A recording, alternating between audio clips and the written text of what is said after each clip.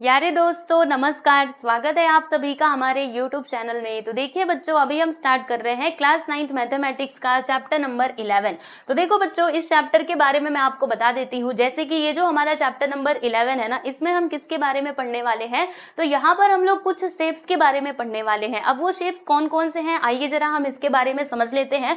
तो देखो दोस्तों, पहला शेप हमारा कौन सा होगा, कोन। कोन कैसा होता है अभी मैं आपको थोड़ी देर में समझाऊंगी, बस अभी आप इनके नाम देख लो। दूसरे नंबर पे क्या आ जाएगा, स्फीयर आ जाएगा। और तीसरे नंबर पे हम लोग किसकी बात करने वाले हैं प्यारे बच्चों, हेमिस्फीयर की बात करने वाले हैं। ठीक है, तो अब देखिएगा ये जो हमारा एक्सरसाइज 11.1 है ना, इसमें कौन सा कॉन्सेप्ट यूज होगा, तो यहाँ पर हम लोग यूज करने वाले हैं कोन का कॉन्सेप्ट। यानी कि कोन के रिलेटेड जो भी फॉर्मूले होते हैं, अगर आपको आते रहेंगे तो फिर आप क्या कर पाओगे, ये जो हमारा एक्सरसाइज 11.1 है ना, इसके क्वेश्चंस को आप बहुत आसानी से सॉल्व कर पाओगे। ठीक है, तो इसीलिए मैं आपको इस लेक्चर में बताने वाली हूँ किसके बारे में, कोन के बारे में। और इसके रिलेटेड जो भी हमारे इंपॉर्टेंट फॉर्मूले हैं उनको हम डिस्कस करेंगे। ठीक है, अच्छा आप बोलेंगे फिर इन दोनों फिगर्स का क्या, तो चिंता मत करो, जैसे जैसे हम लोग आगे बढ़ते जाएंगे वैसे वैसे इन दोनों फिगर्स के बारे में भी जानेंगे। यानी एक्सरसाइज को स्टार्ट करने के पहले मैं आपको फॉर्मूला बताऊंगी, यानी उस एक्सरसाइज के रिलेटेड जो भी फॉर्मूले होंगे वो हम पहले डिस्कस करेंगे। जैसे कि अभी हम लोग कौन सा एक्सरसाइज स्टार्ट कर रहे हैं, बताइए, एक्सरसाइज 11.1। ठीक है, तो अब एक्सरसाइज 11.1 में किसके फॉर्मूले यूज होंगे, तो कोन के फॉर्मूले यूज होंगे ना, इसीलिए अभी हम लोग डिस्कस करेंगे प्यारे बच्चे कोन को। ठीक है, बाकी ये जो दोनों हमारे फिगर्स है ना, उनको हम लोग देखेंगे हमारे अगले वीडियो, यानी कि जब भी हम लोग अगला एक्सरसाइज स्टार्ट करेंगे तो वहां पे इन दोनों फिगर्स को हम लोग डिस्कस करेंगे। ठीक है, ये बात आपको समझ में आ गई। तो चलिए बच्चों, अभी मैं आपको बताती हूँ कोन के बारे में कि कोन का जो स्ट्रक्चर है, यानी कि जो उसका शेप है वो कैसा होता है। तो देखो बच्चों, ये होता है हमारा कोन, आप देख सकते हैं, है ना। देखो बर्थडे कैप भी आपने देखा होगा, बर्थडे में जो बच्चे कैप लगाते हैं उसका शेप कैसा होता है, कोन के जैसा होता है। वैसे ही देखो हम लोग कोन वाली आइसक्रीम भी खाते हैं, है ना। तो वो सब किसके एग्जाम्पल्स है, कोन के एग्जाम्पल्स है। ठीक है, अब देखिएगा कोन के रिलेटेड यहाँ पे कुछ टर्म्स हैं जिनको हम समझ लेते हैं। जैसे देखिए बच्चों, मैं आपको बताती हूँ, यहाँ पर देखिएगा ये आपका कोन का शेप है। जी हाँ बिल्कुल, ठीक है। तो अब देखो यहाँ से, देखो यहाँ से ये वर्टेक्स से लेकर के यहाँ तक हमने ये जो लाइन खींची हुई है ना दोस्तों, ये क्या कहलाएगा, तो ये है हमारा कोन का हाइट। क्या है प्यारे बच्चे, ये है कोन का हाइट। अच्छे से और ध्यान से समझो, क्योंकि यहाँ से लेके यहाँ तक ये क्या है आपका, ये है हमारा, जैसे यहाँ पे देखोगे तो ये सर्कल के जैसा है। देखो बच्चों, ये सर्कुलर, मतलब ये इसका सर्कुलर पार्ट है, नीचे वाला पार्ट। कोन ऐसे ही तो होता है कि एक तरफ से वो इस प्रकार से रहता है और नीचे से जो नीचे वाला पार्ट रहता है वो उसका कैसा होता है, सर्कुलर होता है, यानी कि सर्कल के जैसा होता है। अब अगर सर्कल यहाँ पर है तो सर्कल में क्या होगा प्यारे बच्चे, सर्कल में सेंटर भी होगा। जैसे मान लो कि ये आपका सर्कल है, बराबर, तो सर्कल में क्या होता है भैया, सेंटर भी तो होता है। इसी प्रकार से अगर ये सर्कल है तो इसमें क्या होगा, इसमें एक सेंटर भी होगा। तो आप देख सकते हैं दोस्तों, ये हो गया हमारा सेंटर। ठीक है, तो अब मैंने क्या किया, इसके वर्टेक्स से देखो यहाँ से लेकर के यहाँ तक मैंने एक सीधी सी लाइन खींच दी, एकदम परपेंडिकुलर लाइन हमने खींची है। कहाँ पर खींची है, ये सेंटर पे खींची है। मतलब यहाँ पे कितने डिग्री का एंगल बन रहा है, 90 डिग्री का एंगल बन रहा है। ठीक है बच्चों, तो ये हमारा क्या कहलाएगा, ये जो मैंने आपको अभी बताया इसको हम लोग कहते हैं, क्या कहते हैं दोस्तों, तो इसको हम कहते हैं परपेंडिकुलर हाइट। ये हमारा क्या होता है प्यारे बच्चे, ये कोन का परपेंडिकुलर हाइट होता है। तो चलो मैं यहाँ पे लिख देती हूँ, देखिए इसको हम लोग क्या कहेंगे, परपेंडिकुलर हाइट कहेंगे, क्योंकि ये एकदम सीधी वाली रेखा है, राइट। तो यहाँ पे लिखा हमने परपेंडिकुलर हाइट, ओके। और इसको हम लोग किस से डिनोट करते हैं, तो इसको हम डिनोट करते हैं प्यारे बच्चों एच से। ठीक है, ये बात आपको समझ में आ गई। अब देखो ये जो आपका कोन होता है ना, इसमें हमें दो हाइट्स देखने के लिए मिलते हैं। एक तो परपेंडिकुलर हाइट होता है, इसके अलावा देखो ये तिरछा हाइट भी तो है। देखो यहाँ से लेके यहाँ तक हमने ये जो लाइन खींची है ये कैसा है, तो ये स्लांट, मतलब स्लांट लाइन है, तिरछी लाइन है। ठीक है, तो इसको हम लोग क्या कहते हैं दोस्तों, तो इसको हम लोग कहते हैं स्लांट हाइट। ओके, तो मैं यहाँ पे लिख देती हूँ, ये जो आपको दिखाई दे रहा है दिस पार्ट, ये है आपका प्यारे बच्चे स्लांट हाइट। ओके, और स्लांट हाइट को हम लोग किससे डिनोट करते हैं, तो इसको डिनोट करते हैं हम लोग ये एल से। ओके, इतनी बातें आप ध्यान में रखिएगा। चलिए यहाँ पर आपको कुछ और बातें मैं बताती हूँ। जैसे कि यहाँ पर देखो, मैंने आपको बताया ना कि ये सर्कल के जैसा है, बराबर, तो ये हमारा क्या हो जाएगा, सेंटर। अभी आपको एक बात बहुत अच्छे से पता है कि जब हम सेंटर से कोई लाइन सर्कल तक खींचते हैं तो उसी को क्या कहा जाता है, रेडियस ऑफ द सर्कल कहा जाता है। यानी ये जो आपको दिखाई दे रहा है दोस्तों, ये जो लाइन आपको दिखाई दे रहा है, जो हमने सेंटर से लेके ये सर्कल तक खींची है, तो इसको हम लोग क्या कहेंगे, इसको हम कहेंगे radius of this cone. Okay, तो मैं ये थोड़ा कलर चेंज कर लेती हूँ। ये लीजिए, ये हमारा हो जाएगा प्यारे प्यारे बच्चों, बताइए जरा, रेडियस। ओके, और रेडियस को हम लोग किससे डिनोट करते हैं, तो स्मॉल r से डिनोट करते हैं। ओके, तो देखो ये आपका कोन है, कोन के रिलेटेड टर्म्स मैंने आपको क्या क्या बताए, बताइए जरा। तो मैंने आपको बताया कि इसमें ये जो परपेंडिकुलर लाइन हमने खींची है इसको क्या कहा जाता है, इसको कहा जाता है प्यारे बच्चों परपेंडिकुलर हाइट। ओके, जिसको हम लोग h से डिनोट करते हैं, और ये जो स्लांट हाइट है इसको हम लोग l से डिनोट करते हैं। फिर यहाँ पर हमने किसकी बात करी प्यारे बच्चों, रेडियस की बात की। ठीक है, इतनी बातें आपको समझ में आ गई। अब ना इसके रिलेटेड हम लोग कुछ इंपॉर्टेंट फॉर्मूले है ना, जो मतलब कुछ फॉर्मूले हैं जिनको हम लोग क्या कर लेते हैं, डिस्कस कर लेते हैं। ठीक है दोस्तों, तो यहाँ पे सबसे पहले मैं फर्स्ट फॉर्मूले की बात करूंगी, जो कि समझना बहुत इजी है, ये आप खुद से भी डिराइव कर सकते हो, समझिएगा ध्यान से। जैसे बच्चों देखिए यहाँ पर मैं थोड़ा कलर बदल लेती हूँ, देखो ध्यान से, यहाँ से ले करके ये हमने ध्यान से देखना, इसके ऊपर बस आपका फोकस रहना चाहिए। यहाँ पर देखो बच्चों ये एक ट्रायंगल बन रहा है कि नहीं, देखो ध्यान से, ये जो मैंने, रुको मैं ना इसको पूरा इस तरीके से कलर कर देती हूँ। ठीक है, ये लीजिए, ये वाला जो पार्ट आपको दिखाई दे रहा है, देखो यहाँ पे एक ट्रायंगल बनता हुआ आपको दिख रहा होगा, राइट, ये ट्रायंगल बनता हुआ दिख रहा है। और इस ट्रायंगल में हमने क्या देखा कि एक एंगल का मेजरमेंट कितना है दोस्तों, 90 डिग्री का है। मतलब ये कैसा ट्रायंगल है, तो ये एक राइट एंगल ट्रायंगल है। और आप लोग ये बात बहुत अच्छे से जानते हो कि राइट एंगल ट्रायंगल में हम क्या कर सकते हैं, पाइथागोरस थ्योरम का यूज कर सकते हैं। ठीक है, तो अगर हम इस ट्रायंगल में पाइथागोरस थ्योरम यूज करेंगे तो होगा क्या, आइए मैं आपको समझाती हूँ। तो देखो बच्चों, अगर हम इस ट्रायंगल में पाइथागोरस थ्योरम यूज करेंगे तो क्या होगा, यहाँ पर आप ध्यान दीजिएगा, ये है आपका 90 डिग्री। ठीक है, 90 डिग्री के सामने वाला जो साइड होता है उसको हम क्या कहते हैं, हाइपोटेनियस कहते हैं। तो पाइथागोरस थ्योरम आपको पता है ना, सबसे पहले आता है हाइपोटेनियस का स्क्वायर, फिर उसके बाद जो रिमेनिंग 2 साइड्स होते हैं उनके स्क्वायर का सम, मतलब ये साइड 1 का स्क्वायर, फिर उसके बाद जो हमारी दूसरी साइड होती है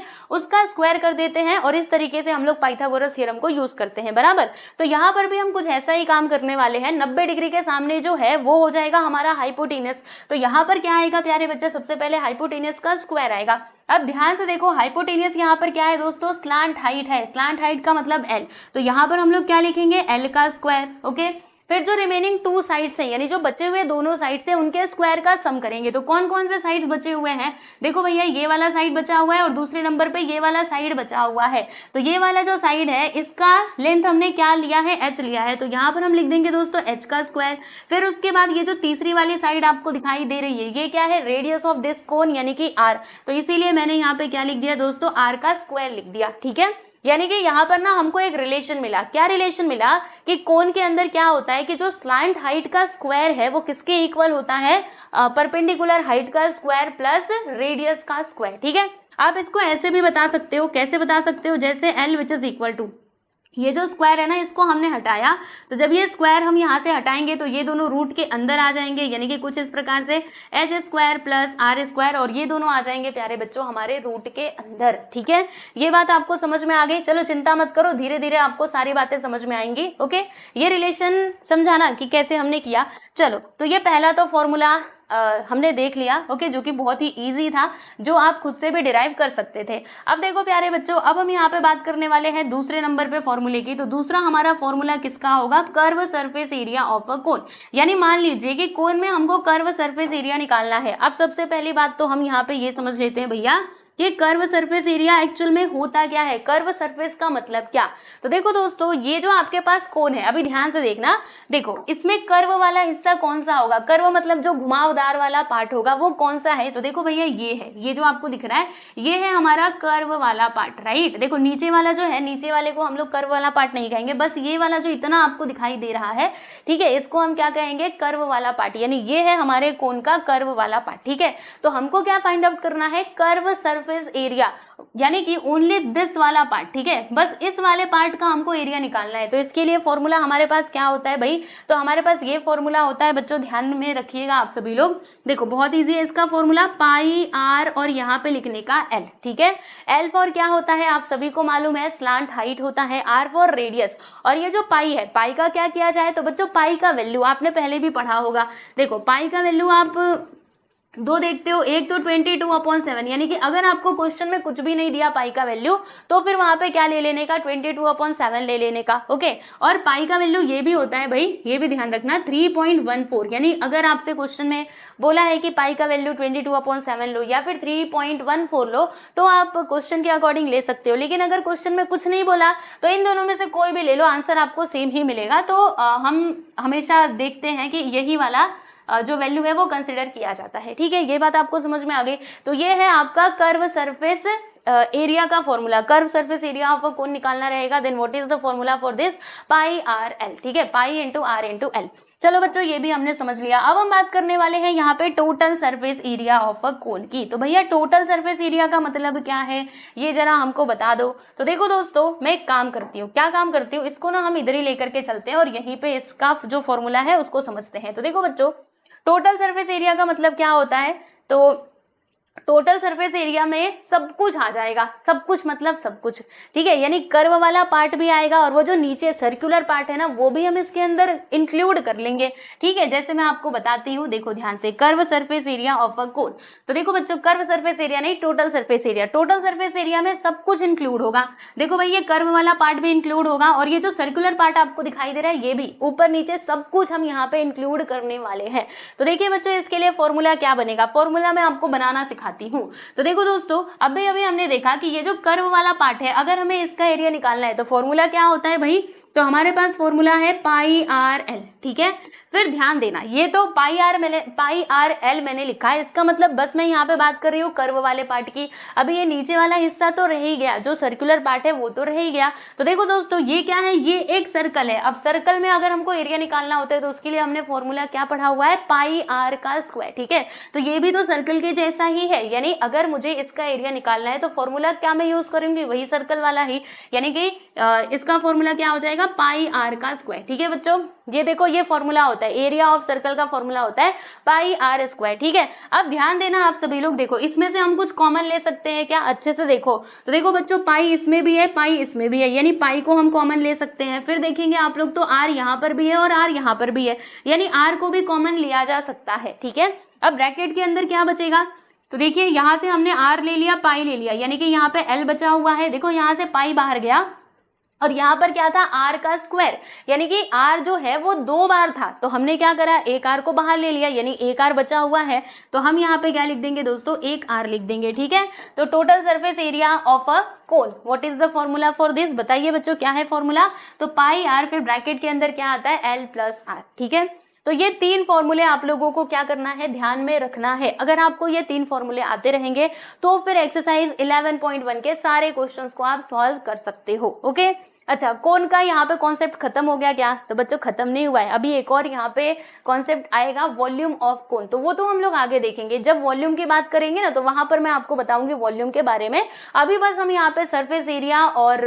सरफेस एरिया की बात कर रहे हैं, तो इसीलिए मैंने बस आपको इतने ही फॉर्मूले बताए। बाकी वॉल्यूम वाला भी आएगा, वो बाद में आएगा, नेक्स्ट एक्सरसाइज में आएगा, मतलब जो आगे वाले एक्सरसाइज है उसमें हमें वॉल्यूम देखने के लिए मिलेगा, तो वहां पर मैं आप लोगों को फॉर्मूला बताऊंगी। ठीक है, तो ये 3 फॉर्मूले आपको ध्यान में रखने हैं। चलो एक बार मैं फटाफट से रिवाइज करवा देती हूँ, फिर फाइनली हम चलेंगे हमारे एक्सरसाइज 11.1 के क्वेश्चंस को सॉल्व करने के लिए। तो देखो बच्चों, पहला मैंने आपको क्या बताया कि जो कोन का स्लांट हाइट, परपेंडिकुलर हाइट और रेडियस है, इनके बीच में रिलेशन कैसा होता है, तो स्लांट हाइट का स्क्वायर होता है किसके इक्वल, हाइट का स्क्वायर, परपेंडिकुलर हाइट का स्क्वायर प्लस रेडियस का स्क्वायर। ठीक है, curve surface area of a cone, what is the formula for this, pi R L, and total surface area of the कोन, इसके लिए क्या फॉर्मूला होता है, तो ये वाला आप डायरेक्टली ये फॉर्मूला याद रखना। ये तो मैंने आपको फॉर्मूला डिराइव करने को बताया, आप डायरेक्टली ये याद रखोगे तो भी चलेगा।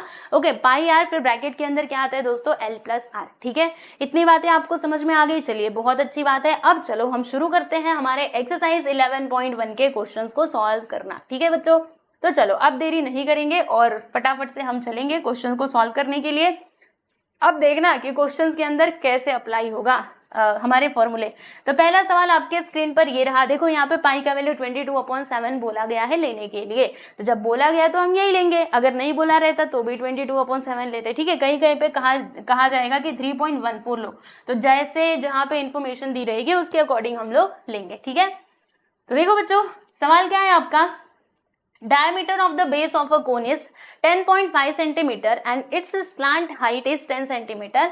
Find its curve surface area. तो समझिएगा ध्यान से, ये जो आपके पास कोन है ना बच्चों, इसके रिलेटेड क्या क्या इंफॉर्मेशन दी गई है सुनिए ध्यान से। यहाँ पे लिखा है कि diameter of the base of the कोन, मतलब देखो ये जो कोन का बेस है, कोन का बेस यहाँ पर है बच्चों, ये हमारा कोन का क्या है, बेस है। बेस तो यही होगा, बेस मतलब नीचे वाला पार्ट, ठीक है। तो इसमें ना डायमीटर दिया है, इन्होंने डायरेक्टली रेडियस नहीं दिया है। डायमीटर क्या होता है आप सभी को पता है, जैसे मान लो कि ये आपका सर्कल है बराबर, तो ये हमारा रेडियस। अब इसमें डायमीटर क्या होगा दोस्तों, तो डायमीटर हमारा ये हो जाएगा, ये जो हमने लाइन खींची है जो सेंटर से पास हो रहा है, सर्कल के सेंटर से, वही क्या कहलाएगा दोस्तों, डायमीटर कहलाएगा। अब आपको एक रिलेशन बहुत अच्छे से पता है कि जो डायमीटर है ना दोस्तों, ये हमारे रेडियस का क्या होता है, दोगुना होता है, और रेडियस क्या होता है बच्चों, डायमीटर का आधा होता है। ये रिलेशन आपने पहले पढ़ा होगा, ओके, मैं ऐसा अज्यूम कर रही हूँ कि आपको याद होगा ही। डायमीटर इज इक्वल टू क्या होता है, 2 × r, और रेडियस इज इक्वल टू क्या होता है, d/2, ठीक है, ये बात आपको पता है ही, राइट। तो देखिएगा जो आपका कोन है ना, उसके बेस का डायमीटर दिया है बच्चों, क्या दिया है, डायमीटर, यानी d का वैल्यू दिया गया है, ओके। तो देखो अगर d हमारे पास है तो क्या हम r निकाल सकते हैं, रेडियस निकाल सकते हैं, जी हाँ बिल्कुल सही, because we know the relation between radius and diameter, ठीक है। तो हम क्या कर सकते हैं, डायमीटर की मदद से रेडियस निकाल सकते हैं, जी हाँ बिल्कुल सही। तो देखो यहाँ पे ये डायमीटर दिया गया है, थोड़ा मैं आपको अगर बताऊं तो देखो ये डायमीटर का लेंथ दिया है, कितना दिया है भाई, पूरा डायमीटर, तो ये दिया गया है 10.5 मीटर। मीटर है कि सेंटीमीटर है, सेंटीमीटर, ठीक है। चलो कोई परेशानी वाली बात नहीं है। आगे देखो क्या दिया है, and it's slant height is 10 centimetre. तो बच्चों स्लांट हाइट क्या होता है, तो ये जो आप देख रहे हैं ये हमारा स्लांट हाइट होता है, जो कितना दिया गया है, जो यहाँ पर दिया है दोस्तों 10 सेंटीमीटर। तो क्या बोला जा रहा है कि find its curve surface area. तो फिर आपको कहा गया है कि आपने इसका कर्व सरफेस एरिया निकालिए। तो बच्चों कर्व सरफेस एरिया के लिए मैंने आपको क्या फॉर्मूला बताया था कि curve surface area of a cone is equal to क्या होता है, πr/l। यानी अगर हमको कर्व सरफेस एरिया निकालना है कोन का, तो हमारे पास क्या क्या होना चाहिए, देखो पाई का वैल्यू तो ऑलरेडी पता ही है हमको, 22/7 लेना है, बाकी हमारे पास r होना चाहिए, और दूसरे नंबर पे हमारे पास ये l होना चाहिए। l देखो क्वेश्चन में ऑलरेडी दिया गया है 10 सेंटीमीटर। और बात करेंगे अगर हम r की, तो r इन्होंने डायरेक्टली नहीं दिया है, लेकिन डायमीटर दिया है। अब डायमीटर की मदद से हम लोग जो रेडियस है ना दोस्तों, वो बहुत आसानी से निकाल लेंगे, ठीक है।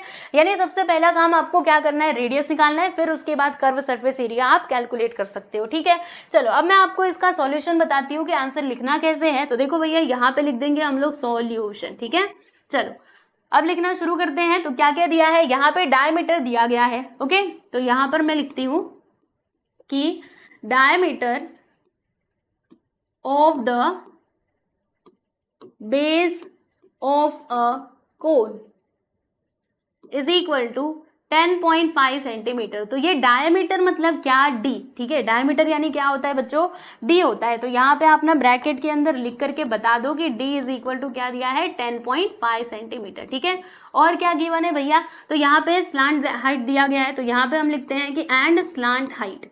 स्लांट हाइट, स्लांट हाइट को हम लोग किससे डिनोट करते हैं, मैंने आपको बताया था ना L से। तो L का वैल्यू कितना दिया है दोस्तों, 10 सेंटीमीटर। तो ये इन्फॉर्मेशन हमारे क्वेश्चन में दी गई थी। अब चलो हम लोग रेडियस निकाल लेते हैं। तो देखो बच्चों रेडियस हम कैसे निकालेंगे, यहाँ पर मैं लिखती हूँ कि radius of the cone, radius of a cone क्या होगा, ये देखो जिसको हम लोग r से डिनोट करते हैं, तो ये d का क्या हो जाएगा बच्चों, आधा हो जाएगा, ठीक है। तो d कितना है, डायमीटर कितना दिया है, 10.5 सेंटीमीटर। इसको हम लोग डिवाइड कर देंगे बच्चों, किससे डिवाइड करेंगे, 2 से डिवाइड करेंगे, ओके। तो जब हम इसको 2 से डिवाइड करेंगे तो हमको क्या मिल जाएगा, रेडियस ऑफ द कोन, ठीक है। अब यहाँ पर अगर आप देखेंगे तो ये ऑलरेडी पॉइंट में है, तो पॉइंट में है ना, तो आप एक काम करो, इसको कैंसिलेशन मत करो, बस यहाँ पे इतना ही लिख करके छोड़ दो, ठीक है। मतलब चाहो तो आप कैंसिल कर सकते हो, कोई परेशानी नहीं है, लेकिन मैं तो कहूँगी आप ऐसे ही इसको रहने दो। फॉर्मूले में हम लोग डायरेक्टली इस वैल्यू को पुट कर सकते हैं, मतलब पुट करेंगे, ठीक है। अब चलो अब हम यहाँ पे बात करेंगे दोस्तों कर्व सरफेस एरिया की। Now curve surface area of a cone, curve surface area, surface area of a cone, ठीक है बच्चों। तो इसका फॉर्मूला क्या होता है बताइए जरा। तो फॉर्मूला तो हमको मालूम ही है, कर्व सरफेस एरिया का क्या होता है, मैंने आपको बताया ही था, πr/l, ठीक है बच्चों। चलो अब यहाँ पे वैल्यू पुट करते हैं। तो पाई का वैल्यू हमें क्या ले लेना है भैया, 22/7 ले लेना है, और रेडियस हमने अभी अभी निकाला था 10.5 अपॉन में क्या आ जाएगा 2, ठीक है।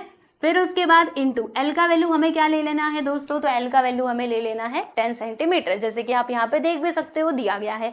अब चलो दोस्तों इसको हम लोग सॉल्व करना शुरू करते हैं। तो कैसे करोगे, देखो यहाँ पे अगर कुछ कटे तो उसको काट लेना चाहिए। तो ये देखो बच्चों ये कट रहा है 2 1 2 और यहाँ पर आ जाएगा 2 1 2 2 1 2, यानी कि यहाँ पर क्या मिलेगा हमको, तो यहाँ पे आ जाएगा 11/7 और इधर ध्यान दीजिएगा आप सभी लोग, देखिए 10.5 का मल्टीप्लाई अगर मैं 10 में करूंगी, 10.5 का मल्टीप्लाई समझिएगा ध्यान से, देखो 10.5 है, इसका मल्टीप्लाई मैंने 10 में किया तो आंसर कितना आएगा 10 मतलब 10 और 5 उसके बाद 0, ठीक है। अब देखो इधर पीछे से एक नंबर के बाद पॉइंट है तो हम भी यहाँ पे एक डिजिट के बाद क्या लगा देंगे, पॉइंट लगा देंगे, यानी यहाँ से जो पॉइंट है ना बच्चे वो गायब हो जाएगा, मतलब खाली बस यहाँ पे 105 आएगा, समझे कि नहीं। 10 से मल्टीप्लाई किया तो पॉइंट क्या हो जाएगा बच्चों, शिफ्ट हो जाएगा, ठीक है जी। चलिए तो ये पॉइंट यहाँ से गायब हो गया। अब क्या करना है, अब देखो ये 105 क्या 7 से कैंसिल हो सकता है, तो जी हाँ हो सकता है। कैसे, आपको ये डिवाइड करने आता है ना, देखो यहाँ पे लिखेंगे हम लोग 105, इसको 7 से डिवाइड करो, 7 1 से कितना होता है भैया 7 होता है, माइनस करोगे तो कितना आएगा 3 आ जाएगा। यहाँ पे हमने 5 को लिख लिया और 7 5 से कितना होता है दोस्तों 35 होता है। ओके, तो इसका आंसर देखो कितना आया, जब हमने इसको यहाँ पर कैंसिलेशन किया तो हमको क्या मिलता है 15 मिलता है, राइट। अब ये 15 का मल्टीप्लाई आप 11 में कर दीजिए, 15 इंटू 11 करेंगे तो कितना आएगा, तो 11 5 से 55, 5 आ गया, 11 1 से 11, 11 और 5 कितना होता है भैया 16 होता है। ओके, यानी कि curve surface area of a cone कितना आ जाएगा 165 स्क्वायर सेंटीमीटर। ओके दोस्तों, आप सभी को पता है कि जो आपका एरिया है बच्चों ये हमेशा स्क्वायर में ही आता है, तो देखो इसीलिए हमने यहाँ पे स्क्वायर लगा दिया है। और ये आपका रफ वर्क है, इसे आपको लिख के दिखाने की कोई जरूरत नहीं थी, बस मैंने आपको समझाने के लिए यहाँ पर ये लिखा हुआ है, ठीक है। तो यहाँ पे आप फाइनली आंसर लिख देना कि देयरफॉर कर्व सरफेस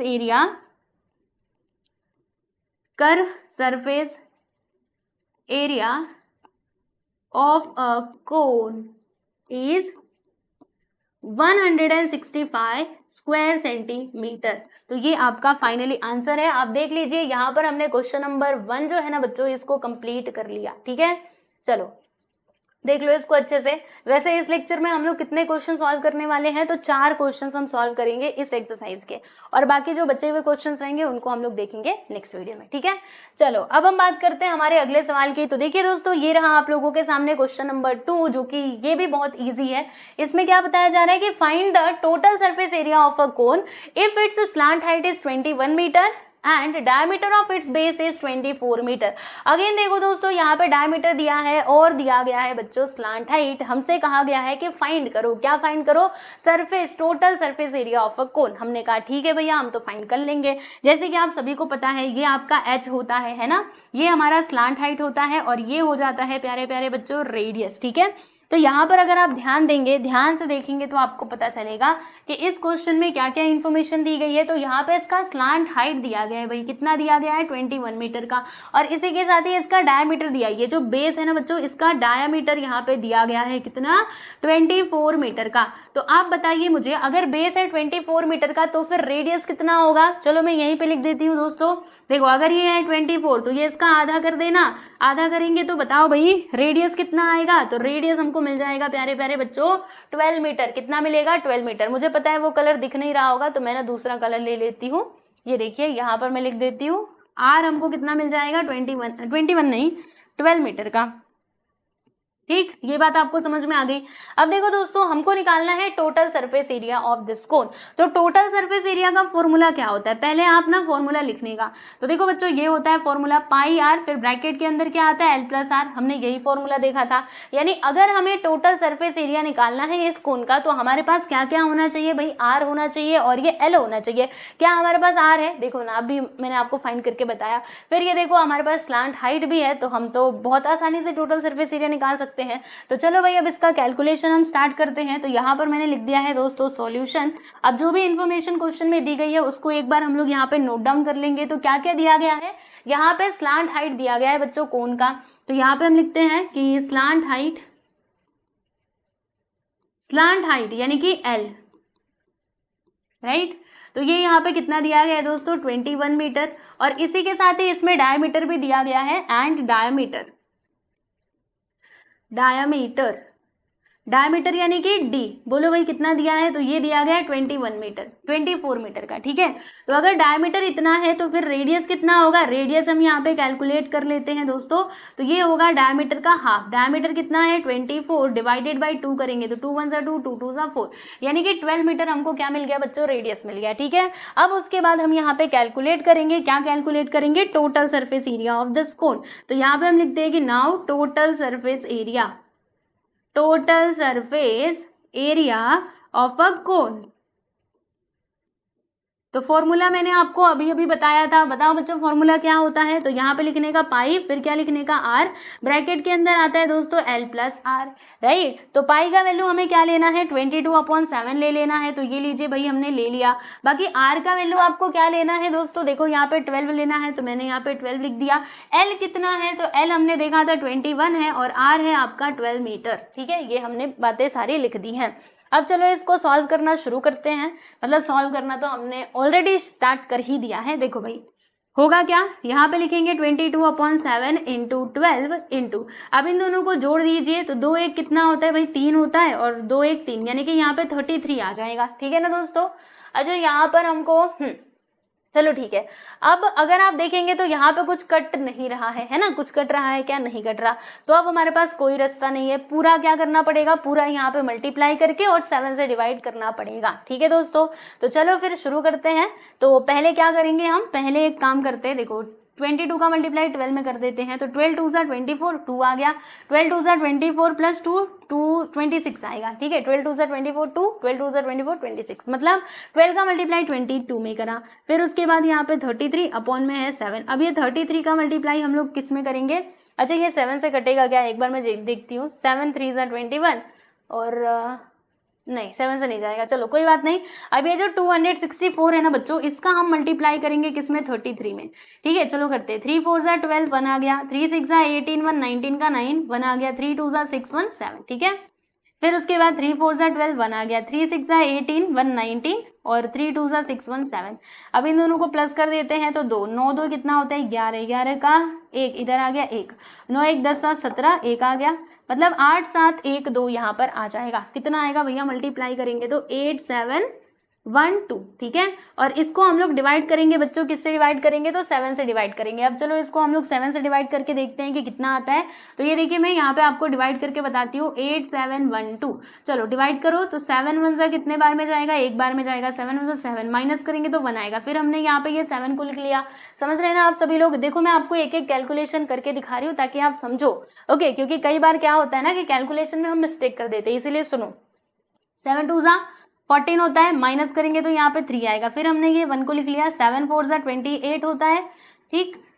फिर क्या, फिर माइनस करो, 11 में से 8 गया तो 3 8 9 10 11, और यहाँ पे आ जाएगा 0। फिर हमने ये 2 को लिख लिया, अगेन ये 4 बार में ही जाएगा, 7 4 सा 28, और आप माइनस करेंगे तो कितना आएगा भाई, तो 12 में से 8 गया तो 4, पॉइंट लगाएंगे 0 बढ़ाएंगे, अब ये कितने बार में जाएगा बच्चों, 5 बार में जाएगा, 7 5 सा 35, फिर माइनस करोगे तो यहाँ पर 5 आ जाएगा, पॉइंट लगाया 0 बढ़ा देंगे, 7 7 सा 49, मतलब ये ऐसे करके अब ये आगे आगे बढ़ता ही रहेगा, ओके। तो कहाँ तक जाओगे अभी, मतलब ज्यादा आगे तक मत जाओ, बस ये 2 डिजिट तक ही आप ले लो और लिख दो इसका आंसर। बोलो बच्चों क्या आएगा, 1244.57 स्क्वायर मीटर, ठीक है।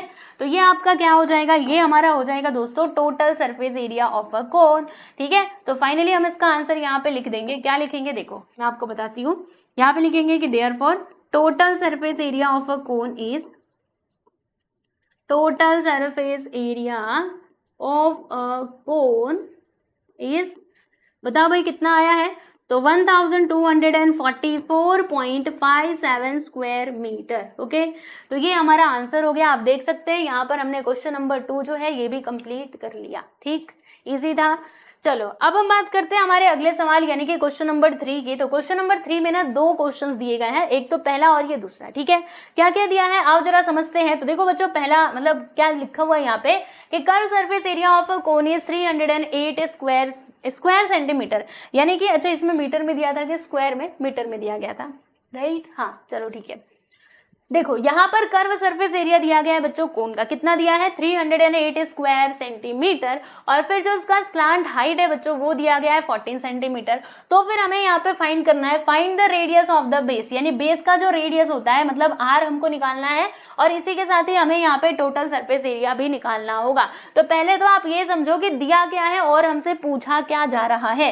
तो चलो बच्चों यहाँ पे हम इसका सॉल्यूशन करना स्टार्ट करते हैं, बड़े ध्यान से आप समझिएगा इसको क्या क्या दिया गया है। तो बच्चों इसमें दिया गया है curve surface area of a cone, ठीक है। तो पहले जो भी इंफॉर्मेशन दी गई है उसे मैं एक बार यहाँ पे लिखती हूँ। देखो curve surface area of a cone, ये दिया गया है 308 स्क्वायर सेंटीमीटर, ठीक है बच्चों। और यहाँ पे क्या दिया है, स्लांट हाइट दिया गया है, तो यहाँ पर मैं लिख देती हूँ स्लांट हाइट। स्लांट हाइट को हम लोग किससे डिनोट करते हैं, एल से डिनोट करते हैं, तो ये मैंने लिख दिया 14 सेंटीमीटर। तो ये इन्फॉर्मेशन हमारे क्वेश्चन में दी गई थी, ठीक है जी। अब हमको क्या क्या निकालना है, तो यहाँ पर कहा गया है कि find the radius of the base, यानी कि बच्चों हमको आर चाहिए। अब आर हमें कैसे मिलेगा, सोचो सोचो आर हमको कैसे मिलेगा। तो देखो दोस्तों आर, देखो हमने एल एच और जो आर है इनके बीच में एक रिलेशन देखा था। क्या रिलेशन देखा था कि एल का स्क्वायर इक्वल होता है एच स्क्वायर प्लस आर के स्क्वायर के, ठीक है। तो क्या हम यहाँ पे ऐसा कुछ फॉर्मूला यूज कर सकते हैं, ये वाला फॉर्मूला यूज करके क्या हमको आर मिलेगा। तो देखो बच्चों आर अगर हमको चाहिए तो हमारे पास एल होना चाहिए जो कि ऑलरेडी है, और एच भी होना चाहिए। क्या हमारे पास एच है, नहीं है, मतलब ये वाला फॉर्मूला तो हम लोग अभी फिलहाल में यूज नहीं कर सकते। तो फिर हम कैसे आर निकालेंगे, तो बच्चों इसका एक और तरीका है, जैसे कि आप देख सकते हो कर्व सरफेस एरिया इसमें दिया गया है। कर्व सरफेस एरिया के लिए फॉर्मूला क्या होता है प्यारे बच्चों, पाई आर एल होता है, ठीक है। तो यहाँ पर देखो कर्व सरफेस एरिया दिया है, पाई का वैल्यू हम लोग 22/7 ले लेंगे, और एल भी हमारे पास है, यानी देखो इसका वैल्यू है, इसका देखो इसका वैल्यू है, इसका है, इसका है, बस इसका ही तो नहीं है ना, 3 है, चौथे का हमको निकालना है, तो वो तो हम निकाल सकते हैं। यानी कि ये हमको आर कैसे मिलेगा, तो हमने ये कर्व सरफेस एरिया वाला फॉर्मूला यूज करेंगे, और जो क्वेश्चन में वैल्यू दिया गया कर्व सरफेस एरिया जो दिया गया वो यहाँ पे लिखेंगे, फिर उसके बाद हमको क्या मिल जाएगा दोस्तों, एल नहीं आर मिलेगा, ठीक है।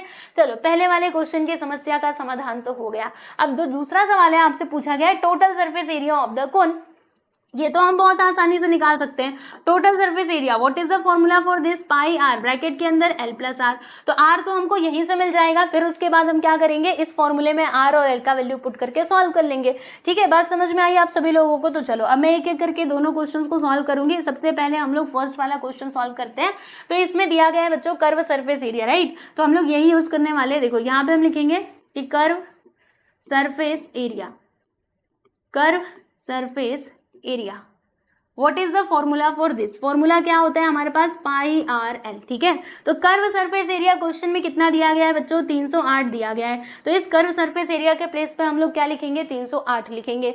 फिर पाई का वैल्यू हमें क्या ले लेना है प्यारे प्यारे बच्चों, 22/7 लेना है। आर हमें नहीं मालूम, लेकिन हाँ एल तो हमको पता है जो है 14 सेंटीमीटर का। बताओ इसमें कोई समस्या नहीं। अब उसके बाद देखो यहाँ पे अगर कुछ कटे तो उसको काट देना चाहिए। तो देखो 7 × 7, 7 2 क्या होता है बच्चों, 14 होता है, यानी ये 2 बार में कट गया। अब 2 बार में कट गया तो अच्छी बात है, कोई परेशानी नहीं है। अब एक काम करते हैं, ये जो आर है ना, आर को अकेला छोड़ देते हैं, बाकी ये जो भी नंबर इधर दिखाई दे रहे हैं इनको हम इधर बुला लेते हैं। तो देखो दोस्तों यहाँ पे 308 है, रहने देना। देखो 22 ऊपर है, इधर आएगा तो नीचे चला जाएगा, 2 ऊपर है, इधर आएगा तो बच्चों नीचे जाएगा, ठीक है। अब आगे का देखो, देखो यहाँ पर कुछ कट रहा है क्या, तो जी हाँ बिल्कुल कट रहा है। देखो 2 से ये दोनों कैंसिल हो जाएंगे, मतलब ये कटेगा 2 से, 2 1 × 2, यहाँ पर देखिएगा 2 1 × 2, इसमें से 2 1 × 2, इसमें से 1 बचेगा, 2 5 × 10 और ये 2 4 × 8, ठीक है। समझ में आया हमने इसको कैसे काटा। नहीं समझ पा रहे तो मैं आपको वापस से बताती हूँ। देखो मान लो ये 2 है, इसको जाने दो, अब इसको काटो, 2 1 × 2, 2 1 × 2, यहाँ पर देखो 2 1 × 2, 2 5 × 10 और 2 4 × 8। अब तो आप पक्का समझ गए होंगे, है ना, अब तो कोई परेशानी नहीं आई होगी। अब देखो बच्चों ये सारी चीजें बची हुई हैं। अब एक काम करते हैं, यहाँ पर ये जो 154 है इसको वापस से 2 से कैंसिल करते हैं। तो 2 1 × 2, 2 7 × 14, फिर इसमें से 1 बचेगा, 2 7 × 14, यानी ऊपर हमको क्या मिला है दोस्तों, 77 मिला है। देखो मैं आपको बताती हूँ, ऊपर हमको क्या मिला है 77 और नीचे मिला है दोस्तों 11, ठीक है। अब इसको कैंसिलेशन करो, 11 × 11, 11 7 × 77, यानी कि जो आर है रेडियस, ये हमको कितना मिल गया, 7 सेंटीमीटर मिल चुका है, ठीक है। जैसे कि हमारे क्वेश्चन में बोला गया था कि find the radius of the base, तो हमने फाइंड आउट कर लिया रेडियस ऑफ द बेस कितना है दोस्तों, 7 सेंटीमीटर है। तो इसीलिए हम यहाँ पे फाइनली इसका आंसर क्या लिखेंगे कि therefore radius of the base is radius of the base which is equal to, बोलो भाई कितना आया है 7 सेंटीमीटर, यहाँ पर हमको ये मिल चुका है। ठीक है, तो पहला क्वेश्चन तो हमने सॉल्व कर लिया। अब दूसरे क्वेश्चन की बात करेंगे जिसमें कहा गया था कि find the total surface, curve surface area था कि टोटल सरफेस एरिया। ठीक है, अब मैं एक काम करती हूँ, ये जो कोन का पिक्चर है ये यहाँ से हटा देती हूँ। देखो इसमें मतलब कोन का जो पिक्चर है वो बनाने की एकदम बहुत कंपलसरी नहीं है कि आपको बनाना ही है। अगर आपको लगता है कि बना लेना चाहिए आपके खुद के समझने के लिए तो बनाइए, वरना ठीक है आप ऐसे भी तो समझ सकते हैं इसको। चलो अब हम यहाँ पे दूसरे नंबर पे देखेंगे प्यारे बच्चों दूसरे क्वेश्चन का सॉल्यूशन, जिसमें क्या बोला गया था कि find the total surface area. Right, total surface area हमको निकालना है ना, तो यहाँ पे मैं लिखती हूँ total surface area, total surface area. इसके लिए मैंने आपको क्या फॉर्मूला बताया था, यहाँ पे लिखना है आपको पाई आर, फिर ब्रैकेट के अंदर एल प्लस आर लिख देना है। अब यहाँ पे हम लोग वैल्यूज पुट करेंगे, तो पाई का वैल्यू हम लोगों को 22/7 लेना है। आर बोलो बच्चे कितना आया था, तो आर यहाँ पे आया था देखो 7 सेंटीमीटर, तो इसीलिए आर की जगह पे हम यहाँ पे क्या लिख देंगे बच्चों 7 लिख देंगे। ब्रैकेट के अंदर क्या आएगा एल, एल बोलो कितना है 14 है, उसके बाद आर कितना है 7 है। लो जी हमने इतना काम तो कर दिया। अब उसके बाद क्या करना है, तो देखो दोस्तों यहाँ पे कुछ कट रहा है क्या, 7 से 7 यहाँ पे कट जाएगा, बचेगा क्या इधर 22 बचेगा। फिर उसके बाद इन दोनों को प्लस करेंगे तो 21 आ जाएगा। ठीक है, अब इन दोनों का मल्टीप्लाई कर दो, 22 1 सा 22, यहाँ पे 2 कैरी आ गया, 22 2 सा 44 यानी कि 46, 462 स्क्वायर सेंटीमीटर। सेंटीमीटर था क्या, जी हाँ, तो स्क्वायर सेंटीमीटर ये हमको मिल गया प्यारे प्यारे बच्चों, क्या मिल गया total surface area of the कोन। ठीक है, बात समझ में आई आप सभी लोगों को। 462 ही आएगा, एक बार मैं देख लेती हूँ, 21 2 सा 42, 21 2 सा 42 प्लस 4 करेंगे तो 46। ठीक है, तो दोनों भी आंसर्स हमने निकाल लिए हैं, आप देख सकते हैं। तो लास्ट में आंसर कैसे लिखेंगे आप देखिए, यहाँ पे लिखिएगा कि therefore total surface area, surface area of the cone is 462 square centimetre. और यहाँ पर क्या लिखेंगे, radius of the base of the कोन, ऐसे लिख दो, base of the cone is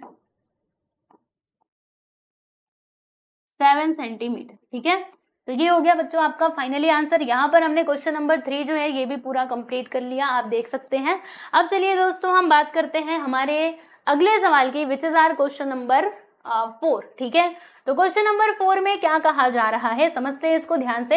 a conical tent is 10 metre high and the radius of its base is 24 metre. Find slant height of the tent and cost of the canvas required to make the tent if the cost of 1 square metre canvas is ₹70। तो देखो बच्चों ये question क्या है मैं आपको बताती हूँ। जैसे कि आपने टेंट देखा होगा, टेंट का शेप मान लीजिए कैसा है, कोन के जैसा है। ठीक है, तो अब इसके रिलेटेड क्या क्या इन्फॉर्मेशन दी गई है, तो यहाँ पे बताया जा रहा है कि जो आपका कोन है ना बच्चों, ये कितना, इसकी हाइट कितनी है, तो इसका हाइट है 10 मीटर।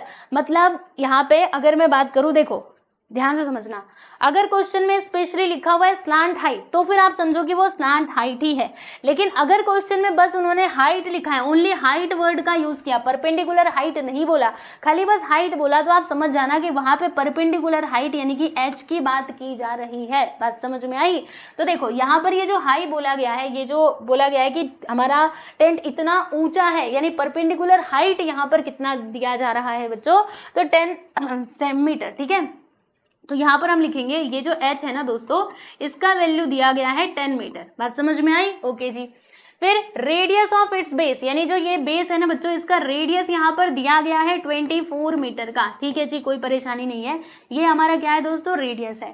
तो फिर हमें फाइंड करना है slant height of the tent. ये तो हम बहुत आसानी से निकाल सकते हैं, because we know this relation की L square which is equal to H square plus R का स्क्वायर। ये तो हमको बहुत पहले से पता है, हमने स्टार्टिंग में ये देख लिया था। तो देखो बच्चों हमारे पास क्या है, एच है, आर है, तो क्या हम स्लैंट हाइट नहीं निकाल सकते, बिल्कुल निकाल सकते हैं। हैं, 2 का वैल्यू है और तीसरा कैलकुलेट करना है, कर लेंगे, कोई परेशानी नहीं है। तो चलो एक काम करते हैं, पहले हम फर्स्ट वाला क्वेश्चन सॉल्व करते हैं, फिर ये दूसरे में क्या दिया है वो मैं आपको बताऊंगी बाद में, पहले इतना कर लेते हैं, उसके बाद फिर मैं आपको बताती हूँ, ठीक है। चलिए यहाँ पर मैंने लिख दिया है दोस्तों सॉल्यूशन, राइट। तो क्या क्या यहाँ पर इंफॉर्मेशन दी गई है, तो इसमें बताया जा रहा है कि height of the cone, right. तो यहाँ पर मैं लिखती हूँ कि इसमें क्या क्या दिया गया है, height of the cone, height मतलब परपेंडिकुलर हाइट, ओके, इसीलिए देखो मैंने यहाँ पे एच लिख दिया, ऑफ द टेंट लिखो, टेंट तो ज्यादा अच्छा है। बोलो भाई कितना दिया है, तो ये दिया है 10 मीटर, ठीक है। फिर यहाँ पे रेडियस दिया गया है, रेडियस ऑफ इट्स बेस, तो यहाँ पे मैं लिख देती हूँ एंड रेडियस को हम लोग r से डिनोट करते हैं, which is equal to 24 metre, right. अब पहला सवाल हम यहाँ पे सॉल्व करते हैं। वी नो दैट, हम यहाँ पे लिख देते हैं कि वी नो दैट, हमको ये रिलेशन बहुत अच्छे से मालूम है, हमने स्टार्टिंग में ही देख लिया था कि एल स्क्वायर इक्वल होता है एच स्क्वायर प्लस आर के स्क्वायर के। अब ज्यादा कुछ नहीं करना है, इसके अंदर आप वैल्यू पुट करो। तो देखो भैया एल तो हमको मालूम नहीं है, तो एल को आप ऐसे ही रहने दो, बाकी एच तो हम जानते हैं बहुत अच्छे से। एच कितना है दोस्तों 10 मीटर, तो यहाँ पे 10 का स्क्वायर कर देंगे। फिर आर कितना है 24, तो यहाँ पर हमने 24 का स्क्वायर कर दिया। बताओ भाई कोई समस्या नहीं। आगे देखो 10 का स्क्वायर करेंगे तो 100 आएगा, प्लस 24 का स्क्वायर करने पे कितना आता है 576 आता है। आपको मालूम ही होगा, आप स्क्वायर करके देख लीजिएगा, ठीक है। इतना तो आपको पता मतलब है ही, आई होप सो। चलो अब उसके बाद इन दोनों को हम क्या करते हैं, देखो इन दोनों को प्लस करते हैं, तो 0 और 6 आएगा, यहाँ पे 7 और यहाँ पे 6, ठीक है। फिर देखो बच्चों मान लीजिए कि मुझे ना यहाँ से ये स्क्वायर हटाना है, तो स्क्वायर हटाने के लिए मैं ना यहाँ पे रूट लगा दूंगी, इधर भी और इधर भी, ठीक है। तो देखो ये स्क्वायर से रूट यहाँ पे कैंसिल हो जाएगा, यानी कि खाली बस एल आएगा और ये आ जाएगा हमारा रूट के अंदर, ठीक है। हमने स्क्वायर रूट ले लिया दोनों साइड्स का, क्यों लिया, क्योंकि मुझे ना ये स्क्वायर हटाना था, मुझे तो बस एल चाहिए, एल स्क्वायर थोड़े ना चाहिए, ठीक। अब बच्चों बताओ कि ये जो 676 है ना, ये किसका स्क्वायर रूट है, मतलब इसका स्क्वायर रूट क्या होगा, ये किसका स्क्वायर है, तो आप लोगों को मालूम ही होगा, आपने पहले सीखा भी होगा। बताओ बच्चों ये किसका स्क्वायर है, तो ये है हमारा स्क्वायर 26 का, यानी कि स्क्वायर रूट ऑफ 676 क्या होता है, तो 26 होता है। तो यहाँ पर आ जाएगा बच्चों 26 मीटर, ठीक है। तो स्लांट हाइट हमको मिल चुका है टेंट का, कितना मिला है 26 मीटर। तो यहाँ पर मैं लिख देती हूँ कि therefore slant height of the tent, slant height of the tent, थोड़ा मैं इसको छोटा करती हूँ, हाँ wait, slant height of the tent is 26 metre, ठीक है। चलो पहले क्वेश्चन का आंसर तो हमने बता दिया। अब दूसरा क्वेश्चन देखो दोस्तों, ये जो आपके पास कोन है, कोन को मैं थोड़ा इधर लेके जाती हूँ, कोन का स्लांट हाइट हमको मिल चुका है, कितना मिला है बच्चों 26 मीटर ये मिल चुका है, ठीक है। अब यहाँ पर कहा गया था, सुनिएगा ध्यान से, दूसरे सवाल में मैं ना इसको अगले पेज पे लेके चलती हूँ, लो जी अगले पेज पे हम आ गए। इसमें क्या बोला गया था, पढ़िए ध्यान से। इसमें बोला गया था कि cost of the canvas required to make the tent if the cost of 1 square metre canvas is 70 rupees. यानी मान लीजिए कि हमें क्या करना है, ये जो आपको टेंट दिखाई दे रहा है बच्चों, ये हमको मतलब बनाना है, ओके। तो कैनवास मतलब क्या, जैसे यहाँ बोला गया है कि canvas required to make the tent, मान लीजिए हम कैनवास का यूज करके क्या कर रहे हैं, कैनवास मतलब आप यहाँ पे समझ सकते हो कपड़े से, ठीक है, मतलब कपड़े का ही तो टेंट वगैरह बना होता है, आप जानते ही हैं, ठीक है। तो ये जो टेंट है ना बच्चों, ये हमको क्या करना है, बनाना है कैनवास की मदद से, ठीक है। तो आपको यहाँ पर बताना है कि अगर कैनवास का कॉस्ट कितना होता है, 1 स्क्वायर मीटर का प्राइस है, अगर इसका कॉस्ट है 70 रुपए, तो आप बताइए कि ये जब हम पूरा यहाँ पर ये टेंट बनाएंगे तो हमको कितना पैसा खर्चा करना पड़ेगा। तो देखो दोस्तों, पहले इसका आपको ना कॉन्सेप्ट समझना है। देखो अगर मान लीजिए मेरे पास कोई कपड़ा है, ठीक है, जिसका यूज करके मैं क्या बना रही हूँ, टेंट बना रही हूँ, ओके। तो मुझे कितने कपड़े की जरूरत पड़ेगी, कितने कपड़े की जरूरत पड़ेगी, तो सिंपल सी बात है, इसका एरिया जितना होगा उतने ही कपड़े मुझे लगेंगे, है ना, उतने ही कपड़े तो मुझे लेकर के आने पड़ेंगे ना इसको, ये पूरा टेंट बनाने के लिए, ओके। अब एरिया में भी हमें कौन सा एरिया लेना है, कर्व सरफेस एरिया लेना है या फिर टोटल सरफेस एरिया लेना है। तो बच्चों एक बात बताओ, जब आप टेंट बनाते हो, ठीक है, तो क्या हम चारों तरफ से उसको कवर कर देते हैं? नहीं, नीचे वाला पार्ट जो है वो खाली रहता है। मतलब बस इतना ही हम बनाएंगे, देखो बस इतना ही बनाएंगे, बाकी ये जो नीचे वाला हिस्सा है वो तो खाली ही रहता है।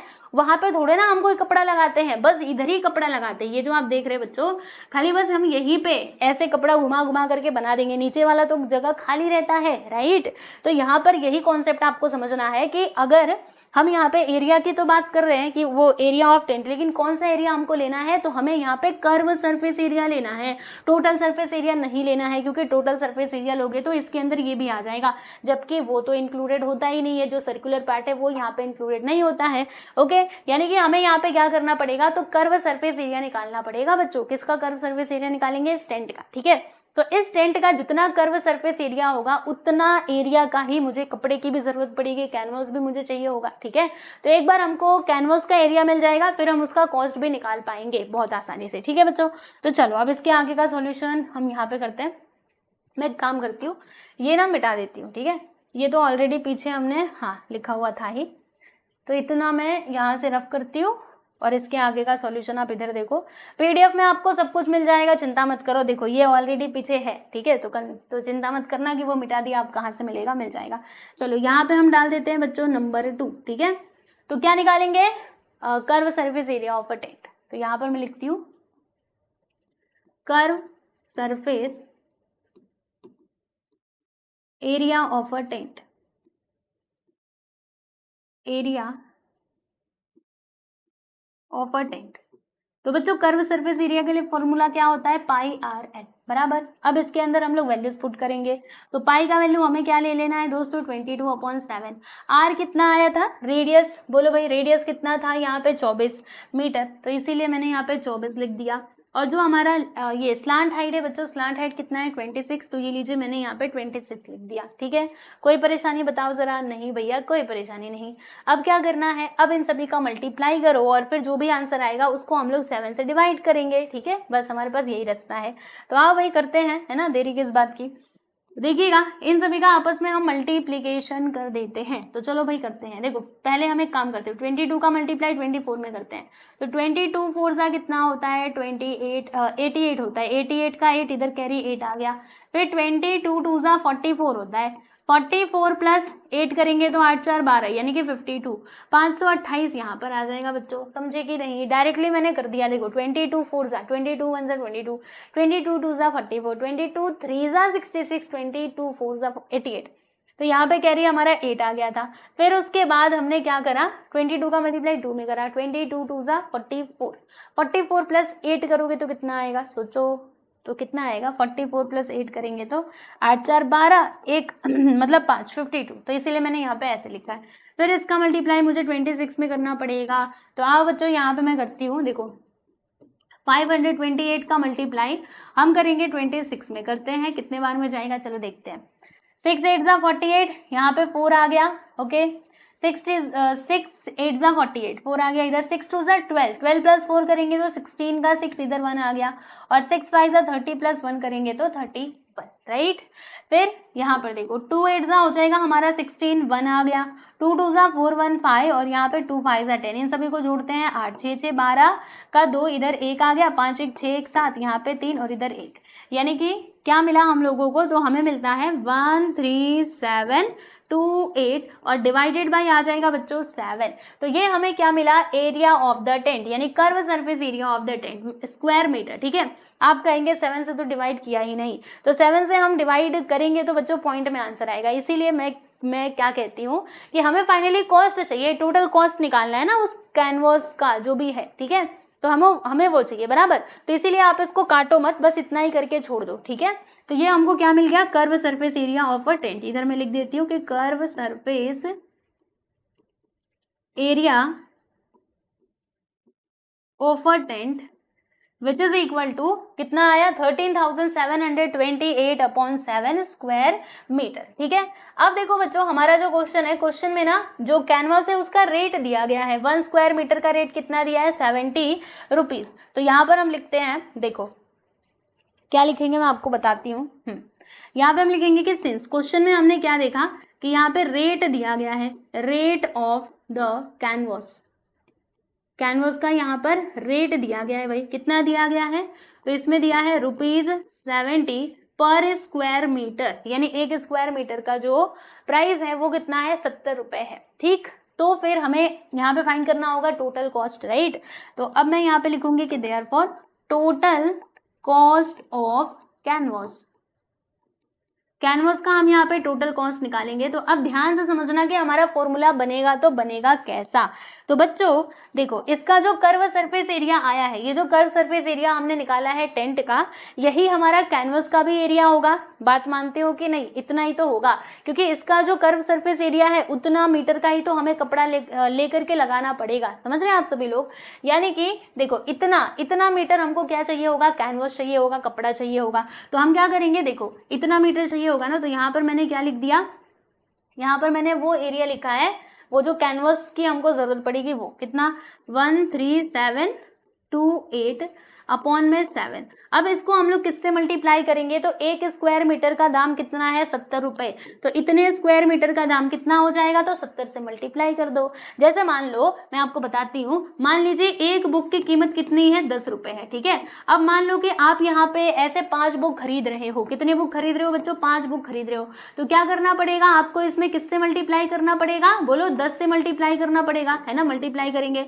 तो हम कहेंगे कि हमको 50 रुपए की जरूरत पड़ेगी 10 बुक कितने 5 बुक खरीदने के लिए, ठीक है। यानी जब भी हमको ऐसा रेट वगैरह निकालना होता है तो हम लोग मल्टीप्लाई करते हैं। मान लो एक पेन की कीमत है 5 रुपए, आपको 2 पेन खरीदना है, तो क्या करोगे, 10 रुपया पे करोगे। 10 रुपये कैसे मिला, तो हमने 5 में 2 से मल्टीप्लाई करा, यानी प्राइस और क्वांटिटी का हमको मल्टीप्लाई कर देना होता है। तो यहाँ पर भी सेम चीज है कि हमें कितने मीटर कपड़ा चाहिए होगा, भैया इतना चाहिए होगा। एक का दाम कितना है, एक स्क्वायर मीटर का दाम इतना है, तो इतने स्क्वायर मीटर का दाम कितना होगा। तो अब चलो यहाँ पे कुछ कैंसिल हो रहा है, देखते हैं। तो देखो बच्चों 7 1 7, तो यहाँ पर आ जाएगा 10। अब इसका मल्टीप्लाई 10 में कर दो और आंसर आपके हाथ में आ जाएगा। तो बच्चों मल्टीप्लाई करेंगे तो 13728, और ये देखो 1 का मतलब 10 का मल्टीप्लाई करेंगे तो यहाँ पे 0 आ जाएगा, ओके।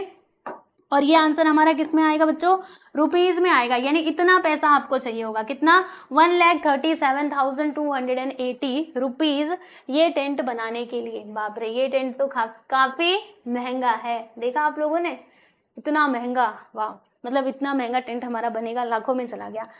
चलो, तो यहाँ पर आपका जो फाइनली क्वेश्चन नंबर 4 है प्यारे बच्चों, ये होता है कंप्लीट। तो इस लेक्चर में हमने कितने क्वेश्चंस किए, क्वेश्चन नंबर 1 2 3 एंड 4, यानी कि 4 क्वेश्चंस हम सॉल्व कर चुके हैं और अभी भी हमारे 4 क्वेश्चंस बचे हुए हैं। तो उनको हम देखेंगे हमारे अगले वीडियो में, ठीक है। तो जो मैंने आपको वो तीनों फॉर्मूले बताए थे ना, उन्हें अच्छे से आप याद करके आइएगा, क्योंकि फॉर्मूले आते रहेंगे तो फिर क्वेश्चन सॉल्व करने में प्रॉब्लम नहीं होगी। तो बच्चों आज के लिए बस इतना ही, मिलते हैं नेक्स्ट वीडियो में। सब लोग अपना ध्यान रखिए और अच्छे से पढ़ाई करते रहिए। Bye everyone.